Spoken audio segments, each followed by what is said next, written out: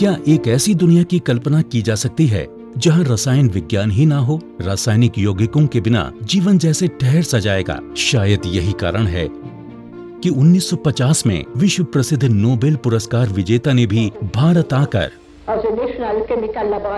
पुणे में वैज्ञानिक तथा औद्योगिक अनुसंधान परिषद का एक विशिष्ट संस्थान राष्ट्रीय रासायनिक प्रयोगशाला का उद्घाटन किया। बाद में हमारे स्वर्गीय राष्ट्रपति APJ अब्दुल कलाम ने भी इस प्रयोगशाला का दौरा किया। रसायन विज्ञान का गढ़ राष्ट्रीय रासायनिक प्रयोगशाला CSIR की प्रतिष्ठित प्रयोगशालाओं में एक है। देश भर में 38 राष्ट्रीय प्रयोगशालाओं, 39 आउटरीच केंद्रों और 5 इकाइयों में 4600 सक्रिय वैज्ञानिक तथा 8000 वैज्ञानिक और तकनीकी कर्मियों के साथ CSIR भारत के विज्ञान और प्रौद्योगिकी का केंद्र है। इसकी एक प्रयोगशाला CSIR NCL 475 एकड़ में फैली है और यहाँ 200 से अधिक वैज्ञानिक और 500 से अधिक शोधकर्मी कार्यरत हैं। रसायन विज्ञान और रसायन इंजीनियरिंग में अपनी दिलचस्पी के कारण हमारे माननीय विज्ञान तथा प्रौद्योगिकी मंत्री डॉक्टर हर्षवर्धन ने इस प्रयोगशाला का दौरा किया।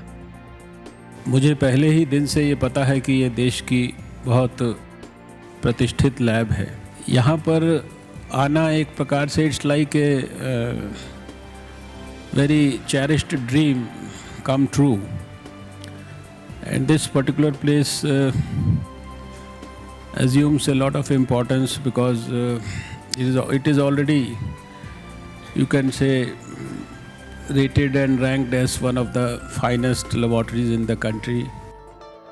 देश की कई गंभीर समस्याओं के निदान के लिए उच्च स्तरीय बातचीत के साथ साथ अनूठी तकनीकियों की प्रगति का निरीक्षण करने के लिए उन्होंने प्रयोगशाला का दौरा भी किया। CSIR NCL की एक बड़ी तकनीकी उपलब्धि है ATBS। विश्व में कुछ ही कंपनियां हैं जो कई आवश्यक रासायनिक यौगिकों का आयात या उत्पादन करती हैं। ऐसा ही एक यौगिक है एक्रिलामिडो टर्चरी ब्यूटाइल सल्फोनिक एसिड, जिसे ATBS भी कहा जाता है, और इसका उपयोग एनोइनिक यानी ऋणात्मक पॉलीमर की एक विस्तृत श्रृंखला के रासायनिक गुणों को संशोधित करने के लिए किया जाता है। जल शोधन, acrylic fibre, oil field, latex और चिपकाने वाला पदार्थ, इमल्शन कोटिंग, पर्सनल केयर, औषधि और निर्माण के अनुप्रयोगों में इसका व्यापक रूप से उपयोग किया जाता है। इस यौगिक के विकास से सभी संबंधित वस्तुओं की कीमतों में कमी आई है। कोई अचरज नहीं कि 2003 में CSIR NCL के योगदान को वास्तविक पुरस्कार के माध्यम से सराहा गया। बहुलक यानी पॉलीमराइजेशन प्रक्रिया में उपयोग होने वाला ATBS का व्यावसायिक स्तर पर उत्पादन करने का कार्य मुंबई के विनती ऑर्गेनिक्स लिमिटेड को दिया गया है। किसी भी समस्या से निपटने के लिए CSIR NCL ने विनती को शुरू के 1 वर्ष तक निरंतर तकनीकी सहयोग भी दिया।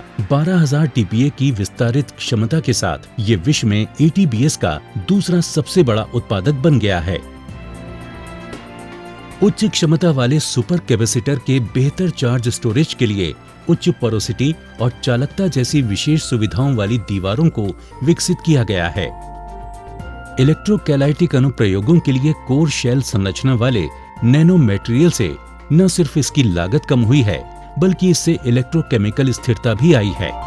इलेक्ट्रॉन दाता नाइट्रोजन परमाणु और एच प्लेन के उच्च एक्सपोजर की उपस्थिति में बढ़ी हुई उत्प्रेरक गतिविधि को विकसित किया गया है। ईंधन सेल की कुल दक्षता को अधिकतम करने हेतु उत्प्रेरक प्रणाली की कुल आवृत्ति बढ़ाने के लिए उच्च स्तर की उत्प्रेरक गतिविधि और नई पीढ़ी के इलेक्ट्रोड सामग्री के उपयोग से उचित द्रव्यमान स्थानांतरण दर और संतुलित इलेक्ट्रॉन प्रोटॉन चालकता को विकसित किया जाता है।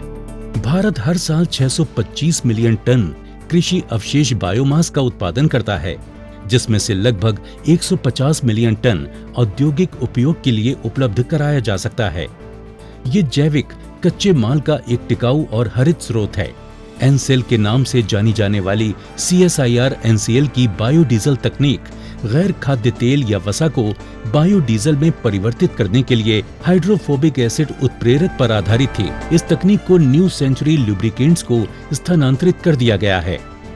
हमारे माननीय मंत्री जी के सक्षम मार्गदर्शन में कई आविष्कार किए जा रहे हैं। उनके दौरे से इस संस्थान को वर्तमान मानक और क्षमता से ऊपर उठने की प्रेरणा मिली है। एक लक्ष्य मिला है जिससे भारत न केवल आत्मनिर्भर बल्कि विश्व में सबसे आगे होगा। CSIR हमारा सच्चा मददगार, देश के लिए करता नए आविष्कार, जीवन को ये स्वस्थ और उन्नत बनाए, नव उद्योगों का सृजन कराए। किसानों की आय बढ़ाए, टेक्नोलॉजी का असीमित भंडार, CSIR हमारा सच्चा मददगार। देश के लिए